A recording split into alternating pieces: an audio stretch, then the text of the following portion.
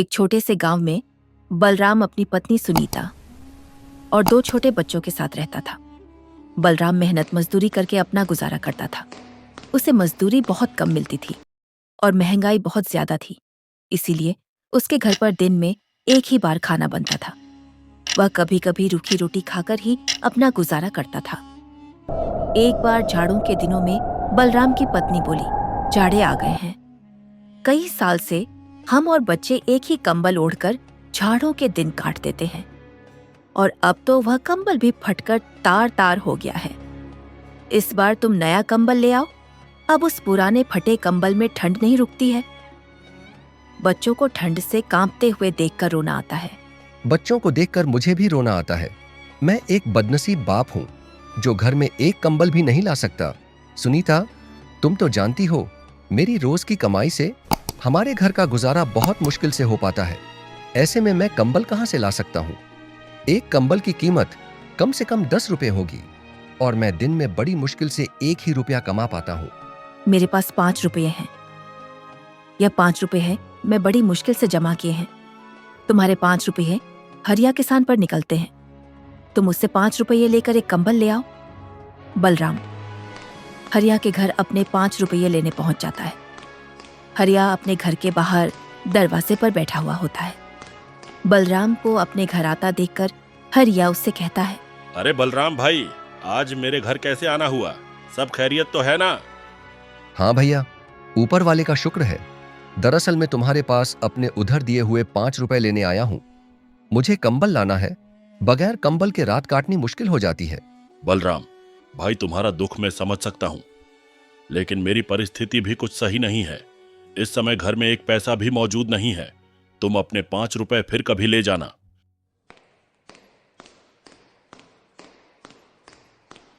उतने में ही हरिया की पत्नी आ जाती है। तुम बलराम भाई के पैसे क्यों नहीं देते हो? ऐसे जाड़े भरी रात बगैर कंबल से कैसे काटते होंगे? बलराम भाई, मेरे पास ये 3 रुपए हैं। तुम इन्हें ले लो। बचे हुए 2 रुपए हम तुम्हें बाद में दे देंगे। बलराम 8 रुपए लेकर बनिया की दुकान पर कंबल लेने जाता है। बनिया बलराम को बहुत सारे कंबल दिखाता है, लेकिन कोई भी कंबल 10 रुपए से कम नहीं होता। सेठ जी, मेरे पास केवल 8 रुपए हैं। आप मुझे कोई सस्ता सा कंबल दिखा दो। अरे भाई, 10 रुपए से नीचे का कोई कंबल नहीं है। सेठ जी, तुम मुझे यह 10 रुपए वाला कंबल दे दो। मैं तुम्हें 2 रुपए 2 दिन के बाद में दे दूंगा। हम ऐसे कंगालों को उधर नहीं देते। कौन पीछे पीछे फिरे? जो अपनी राह लो। 1 घंटा खराब कर दिया। जेब में 8 रुपए और कंबल लेने चला है 10 रुपए वाला। बेचारा बलराम सेठ की बात सुनकर निराश होकर अपने घर की ओर निकल जाता है। रास्ते में वह सोचने लगता है, कितनी हैरानी की बात है। मैं सारे दिन काम करता हूँ, उस पर भी घर में कोई आराम का साधन नहीं है। गर्मियों में गर्मी से परेशान रहते हैं और जड़ों में ठंड से परेशान रहते हैं, और ना ही कभी पेट भर खाना मिल पाता है। ऐसी जिंदगी जीने से क्या फायदा जब मैं अपने बच्चों को सुख नहीं दे सकता। बेचारी सुनीता ने घर से चलते समय कहा था कि कंबल जरूर लेकर आना। अब मैं क्या जवाब दूंगा उसको? बेचारी मेरी वजह से कितनी परेशानियों का सामना कर रही है। अब मैं क्या करूं? कहां जाऊं?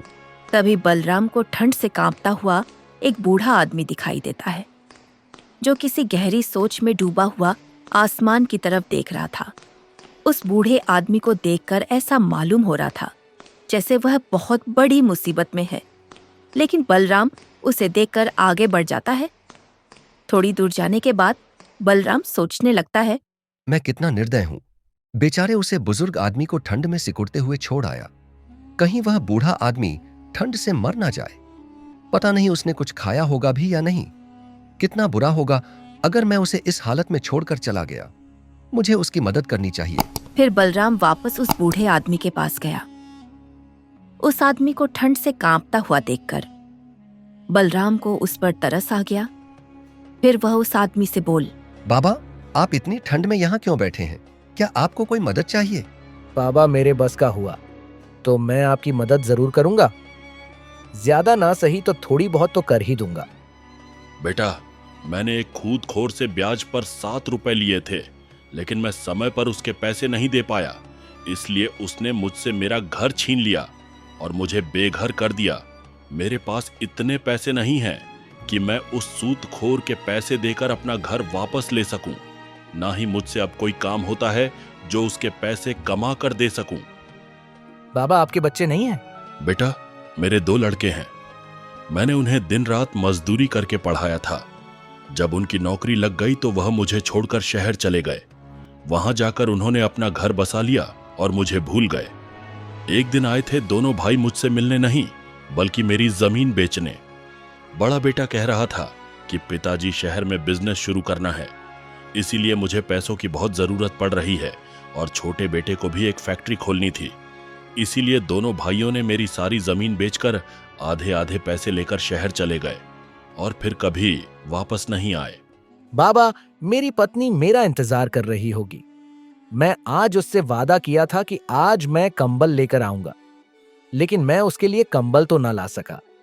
इसलिए अब तुम एक काम करो, ये पैसे तुम ले लो। इन पैसों की मुझसे ज्यादा तुम्हें जरूरत है। हमारे पास कंबल ना सही घर तो है, तुम्हारे पास तो वह भी नहीं। अगर तुम और ज्यादा देर घर से बाहर रहे तो तुम्हारी हालत बिगड़ सकती है। इसीलिए यह पैसे तुम उस खुदकोर को दे देना और उससे अपना घर वापस ले लेना। फिर वह आदमी बलराम से 7 रुपए ले लेता है और बलराम से कहता है, बेटा, तुम सच में बहुत नेक और अच्छी इंसान हो। आज जब तुम खुद अपनी परेशानी में डूबे हुए थे, तब भी तुमने बिना किसी स्वार्थ के मेरी मदद की। यह वह गुण है जो किसी सच्चे इंसान में होता है। ईश्वर तुम्हें हमेशा खुश रखे, तुम्हें इसका कोई अच्छा फल जरूर मिलेगा। मैं दुआ करता हूं कि तुम्हारी जिंदगी में कभी कोई कमी ना आए और तुम्हें हर खुशी मिले। ईश्वर हर पिता को ऐसी नेक और समझदार औलाद दे जो किसी के काम आ सके। तुम जैसी औलाद किसी भी आपके लिए बड़ी ही गर्व की बात होती है। वह बुजुर्ग आदमी बलराम को बहुत दुआ देता है और फिर वहां से चला जाता है। बलराम को उस बुजुर्ग आदमी की मदद करके आज बहुत खुशी मिल रही थी, लेकिन दूसरी ओर उसे दुख भी था क्योंकि वह अपनी पत्नी के लिए कंबल नहीं ला सका। लेकिन उसे इस बात की तसल्ली थी कि उसने खुद की गरीबी के बावजूद एक नेक का काम किया है। ये सोचते सोचते बलराम भी अपने घर चला जाता है।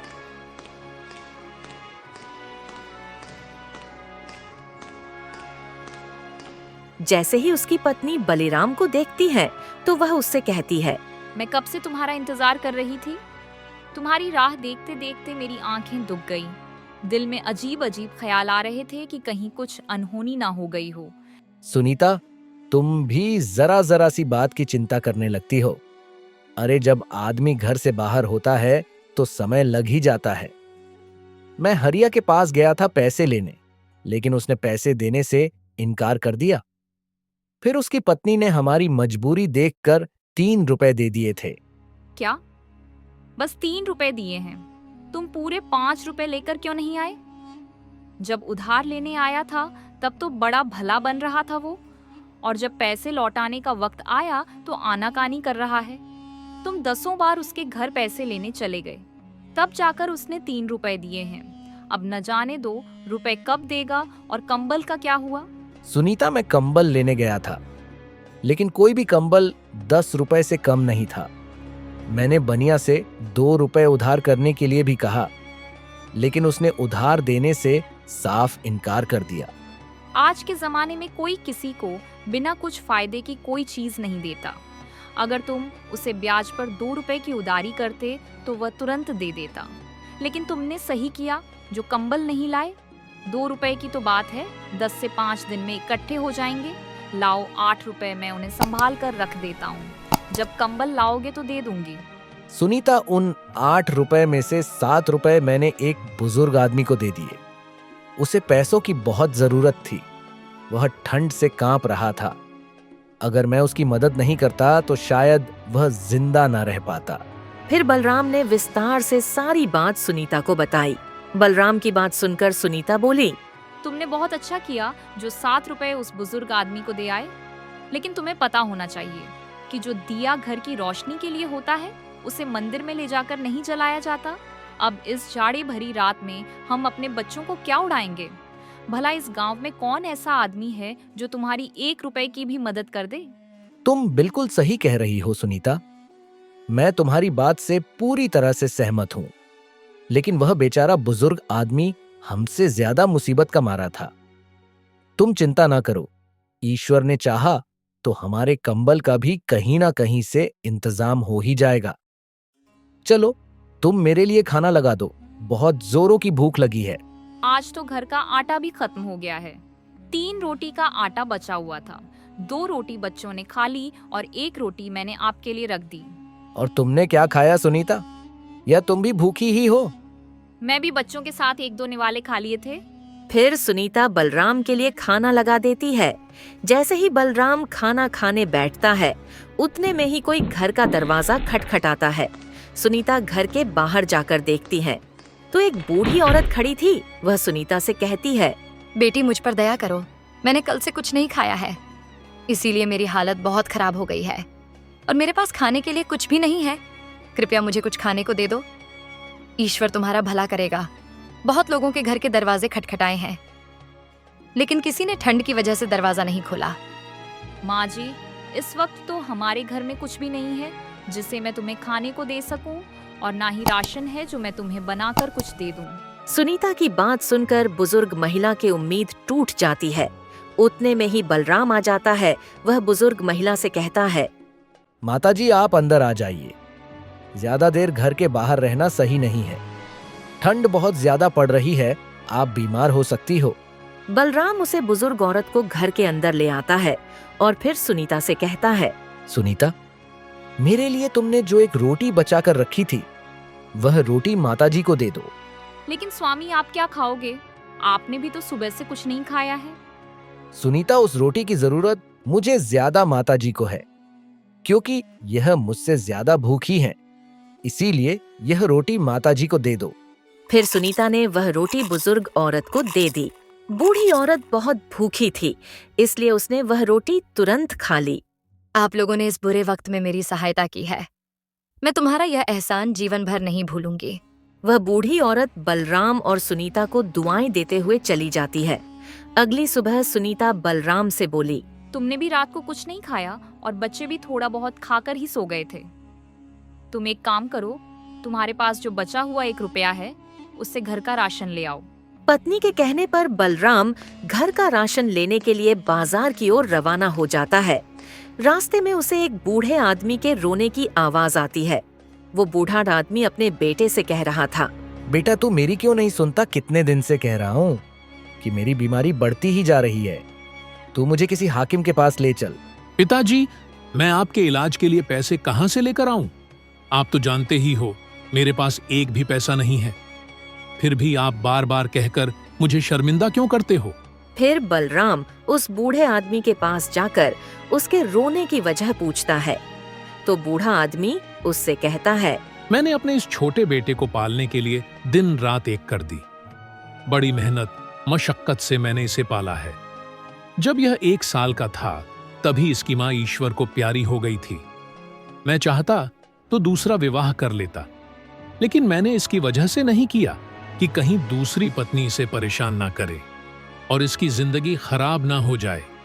और आज जब मैं बूढ़ा हो चुका हूं, तो यह मुझे किसी हाकिम के पास नहीं ले जाता, जिससे मैं अपनी बीमारी का इलाज करवा सकूं। फिर बूढ़े आदमी का बेटा बलराम से कहता है, मैं इस बात से सहमत हूं कि उन्होंने बड़ी ही तकलीफों से मुझे पाला है और पलकोश कर जवान किया है, लेकिन मैं मजबूर हूं। मेरे पास इतने पैसे नहीं है कि मैं उनको किसी हकीम के पास ले जा सकूं। बलराम दोनों बाप बेटे की बात सुनकर परेशान हो गया और फिर उसने अपना 1 रुपया, जिससे वह घर का राशन लेने जा रहा था, बूढ़े आदमी के बेटे को दे देता है। इस 1 रुपए की मुझे भी बहुत आवश्यकता है, क्योंकि मेरे बच्चे बहुत भूखे हैं और इस 1 रुपए से मैं घर का राशन लेने जा रहा था, जिससे मैं अपने परिवार का पेट भर सकूं। लेकिन अगर तुम्हारे पिताजी को समय से इलाज नहीं मिला तो उनकी जिंदगी को खतरा है। इस 1 रुपए से तुम अपने पिताजी का इलाज करवा लो। उस नौजवान को बलराम के इस नेक काम पर विश्वास ही नहीं हो रहा था कि उसने अपनी खुद की मजबूरी होते हुए भी हमारी मदद की है। उसने चाहा कि वह बलराम के कदमों में गिर पड़े, लेकिन बलराम ने उसे ऐसा करने से रोक दिया और कहने लगा, मेरे भाई, अपने पिताजी का इलाज सही से करवाओ और अब हमेशा इनका ख्याल रखना। इसके बाद वह दोनों बाप बेटे बलराम को दुआ देते हुए चले जाते हैं। उनके जाने के बाद बलराम तरह तरह के ख्यालों में खो जाता है। वह बेचारा बहुत ही हैरान और परेशान था, इसलिए वह सोचने लगता है, घर जाकर सुनीता को क्या जवाब दूंगा? बच्चे भूखे हैं, मेरा इंतजार कर रहे होंगे कि पिताजी राशन लेकर आते ही होंगे। मैं अब उनके सामने किस मुंह से जाऊं? अगर उस नौजवान की मदद नहीं करता तो उसका बूढ़ा बाप बीमार की वजह से चल बसता। अब मैं किसी को परेशान भी तो नहीं देख सकता हूं। लेकिन इस दुनिया में बहुत से लोग परेशान हैं, तो क्या मैं सभी की मदद करता रहूंगा? क्या खुद की परेशानी से बड़ी कोई परेशानी हो सकती है? बलराम के दिमाग में अनगिनत ख्याल आ रहे थे। कुछ देर के बाद वह अपने घर की तरफ चल पड़ा, लेकिन भूख की वजह से उसे चला भी नहीं जा रहा था। फिर भी वह अपने घर जाने को मजबूर था। गिरता पड़ता वह किसी तरह अपने घर गया। उसने दरवाजे पर दस्तक दी। उसकी पत्नी और बच्चे इस इंतजार में थे, इसीलिए उसकी पत्नी ने फौरन दरवाजा खोल दिया। उसकी पत्नी के चेहरे पर खुशी साफ झलक रही थी, लेकिन जब उसने पति के चेहरे पर मायूसी और हाथ खाली देखा तो सुनीता की खुशी पल भर में गायब हो गई। सुनीता बलराम से कहने लगी, क्या हुआ जी? तुम तो घर का राशन लेने गए थे, फिर खाली हाथ वापस क्यों लौट आए? सुनीता, एक आदमी को इलाज की सख्त जरूरत थी, लेकिन उसके पास पैसे नहीं थे जिससे वह अपना इलाज करवा सके। मुझसे उसका दर्द देखा नहीं गया, इसीलिए मैंने वो 1 रुपया उस आदमी को दे दिया। अपने पति की बात सुनकर सुनीता गुस्से से आग बबूला हो उठी और फिर बलराम से बोली, तुम्हें तो सिर्फ दूसरों लोगों का दर्द दिखाई देता है। अपने बच्चे भूख से तड़प रहे हैं, उनकी कोई फिक्र नहीं है, और कल से खुद ने भी कुछ नहीं खाया, दूसरों को मुसीबत में देखकर उसकी मदद करते फिरते हो। लेकिन पता नहीं तुम्हें अपने बच्चों पर दया क्यों नहीं आती, क्यों उनका दर्द नहीं दिखाई देता। अब तुम ही बताओ, मैं अपने बच्चों को क्या खिलाऊं जो उनकी भूख मिट सके। आप मेरे बच्चों में ज्यादा देर तक भूख बर्दाश्त करने की हिम्मत नहीं है। अब तो लगता है भूख के मरे उनकी जान ही निकल जाएगी। सुनीता, ऐसा मत कहो। जो चीज जिसके नसीब में होती है वह उसी को मिलती है। वह बेचारा बूढ़ा आदमी बहुत मजबूर और लाचार था। अगर तुम भी उस बूढ़े आदमी की फरियाद सुनती तो तुम भी वही करती जो मैंने किया। सुनीता, तुम विश्वास रखो, ईश्वर हमारे लिए भी कोई रास्ता जरूर निकालेगा। बलराम की बात सुनकर सुनीता का गुस्सा शांत हो गया। फिर वह बलराम से बोली, तुम एक काम करो, मेरी यह सोने की अंगूठी साहूकार के पास गर्मी रखकर कुछ पैसे ले आओ। जब हमारे पास पैसे हो जाएंगे तो हम साहूकार से अंगूठी वापस ले लेंगे। फिर बलराम ने अपनी पत्नी से अंगूठी ले ली। वह नहीं चाहता था कि साहूकार के पास अंगूठी गिरवी रखकर पैसे ले आए, लेकिन बेचारा मजबूर था। बिना कुछ कहे चुपचाप साहूकार के घर की ओर चल पड़ा। बलराम को अपने घर देखकर साहूकार बोला, अरे बलराम, बताओ कैसे आना हुआ तुम्हारा यहाँ? साहूकार जी, मुझे कुछ पैसों की जरूरत है। थोड़े बहुत दिन में मैं आपके पैसे लौटा दूंगा। बलराम, पैसे तो मैं तुझे दे दूंगा, लेकिन तुम्हें पैसों के बदले कुछ गिरवी रखना होगा। मैं तुम्हें पैसे दे सकता हूं, और जब तुम ब्याज के साथ मेरे पैसे लौटा दोगे तो मैं तुम्हारे गिरवी रखी चीज वापस कर दूंगा। फिर बलराम साहूकार को अपनी पत्नी की अंगूठी दे देता है। अंगूठी लेकर साहूकार बलराम को पैसे दे देता है। बलराम पैसे लेकर बाजार से घर का राशन ले आता है। इसके बाद उसकी पत्नी खाना बनाती है और सभी खाना खाते हैं। खाना खाने के बाद में सो जाते हैं। आधी रात को 2 चोर किसी तरह बलराम के घर में घुस जाते हैं। उनके पीछे राजा के सिपाही पड़े हुए थे। उनसे बचने के लिए ही वह बलराम के घर में घुस जाते हैं। उनके पास बहुत सारे सोने के सिक्के थे। तुम तो कह रहे थे कि तुम छोटी मोटी चोरी करते हो। तुम्हारे चक्कर में मेरी जान भी खतरे में है। अगर सिपाहियों ने हमें पकड़ लिया तो राजा हमें जिंदा नहीं छोड़ेगा। मैं तो कह दूंगा कि तुमने ही मुझे चोरी करने के लिए कहा था। मेरी पत्नी हमेशा मना करती रही कि मैं तुम्हारे साथ ना रहूं, लेकिन मैंने उसकी एक न सुनी और आज मैं इस मुसीबत में फंस गया। क्या? मैंने कहा था तुम्हें चोरी करने के लिए। अरे तुम ही रोज मुझसे कहा करते थे मुझे अपने साथ ले चलो। आज पहली बार तुम्हारी वजह से यह मुसीबत खड़ी हुई है, वरना आज तक मुझ पर किसी को शक नहीं हुआ है। भाई, मैं तुम्हारे हाथ जोड़ता हूं। किसी भी तरीके से इस परेशानी से निकलने का कोई रास्ता सोचो। मैं मरना नहीं चाहता। मेरे बच्चे मेरा इंतजार कर रहे होंगे। एक काम करते हैं, इस सोने के सिक्कों की थैली यही छोड़ चलते हैं। इसी में हमारी भलाई है। अगर जिंदा रहे तो पैसे और कमा लेंगे, अगर पकड़े गए तो खैर नहीं।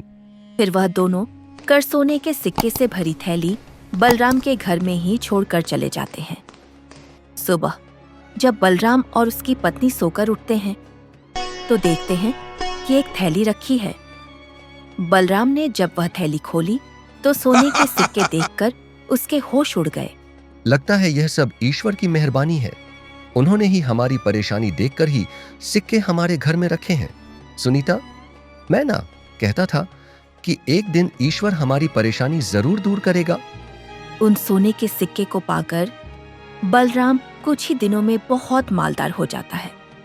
उसके बाद वह अपने लिए एक अच्छा सा मकान बनाता है और फिर वह अपनी पत्नी के साथ खुशी से जीवन बिताने लगता है।